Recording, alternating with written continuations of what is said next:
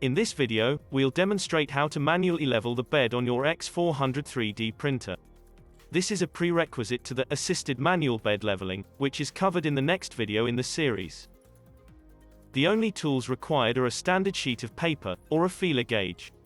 If you use a feeler gauge, we recommend a thickness of 0.10 mm. On the home screen, press the Macros button. Then press the Manual Bed Leveling button, under the Leveling section. The printer will move to the first leveling point. Have a sheet of paper ready. Insert the sheet of paper underneath the nozzle. Begin sliding the sheet of paper to determine the correct gap between the nozzle and bed. If the paper can slide under the nozzle, and you feel slight tension, this is the correct adjustment. If you feel very hard tension, no tension at all, or the paper won't slide under the nozzle, you'll need to adjust the thumb screw underneath the bed accordingly until you feel slight tension. There are 4 buttons on the menu. You'll want to press the Accept button if no adjustment had to be made and the tension was acceptable. If you had to adjust the screw, press the Adjusted button.